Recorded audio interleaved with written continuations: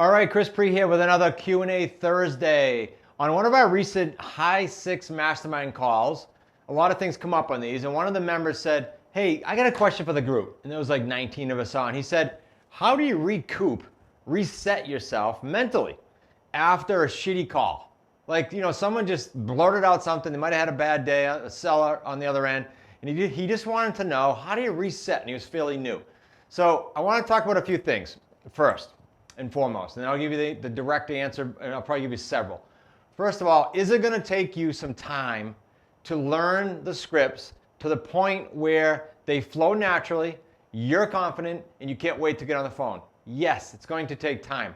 All this stuff's going to take time. The payout on the back end with our trademark 3 paydays, however, is enormous. So it's worth it. Let me just do that as some context for you.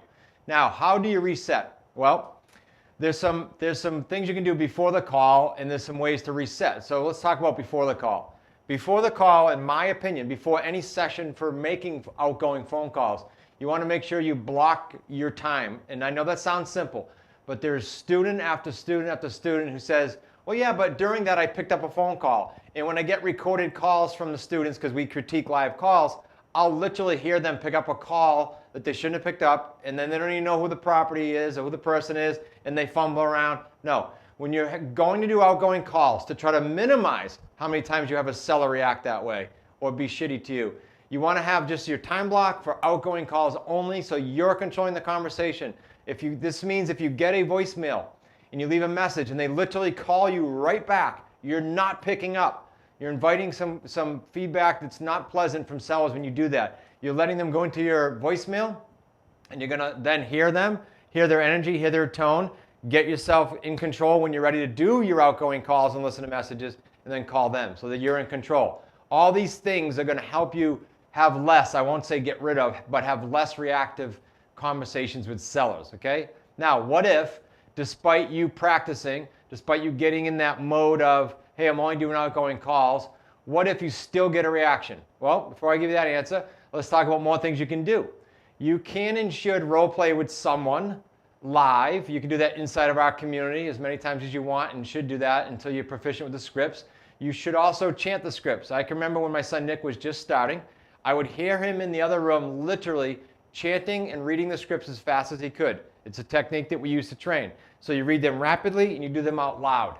That should be done on a regular basis before your calls. And last but not least, affirmations and or visualizations about how that 1 or 2 hour session is going to go.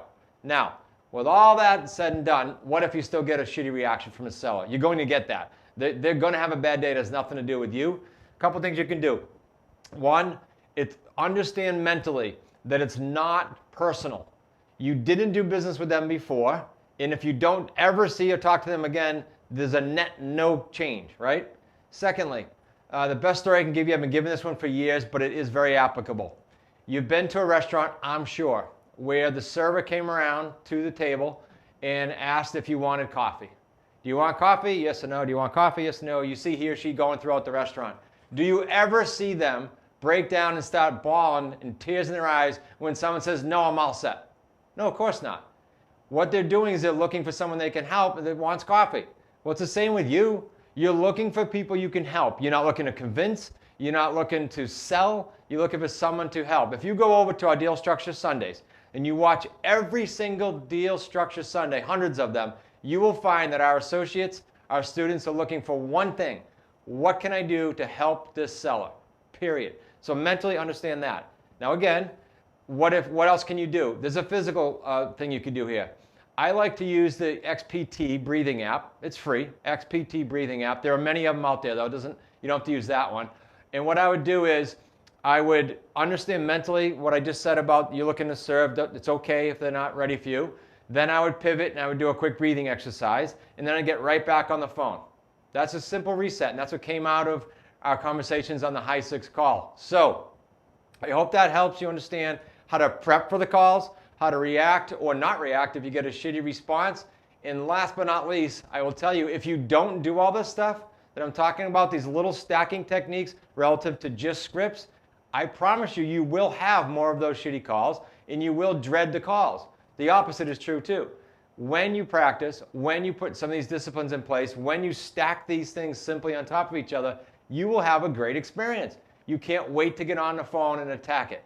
Hope that helps. Go ahead and put that to work. I want to hear from you though. Go ahead and send us an email to support. Come on the weekly sit downs that are every Thursday at 4 o'clock. They are free for you. There's no tie. Show up at 4 o'clock on the Zoom every Thursday. Wicked Smart sit downs and Wicked Smart workshops. Can't wait to see you. I'll see you on the next Thursday Q&A.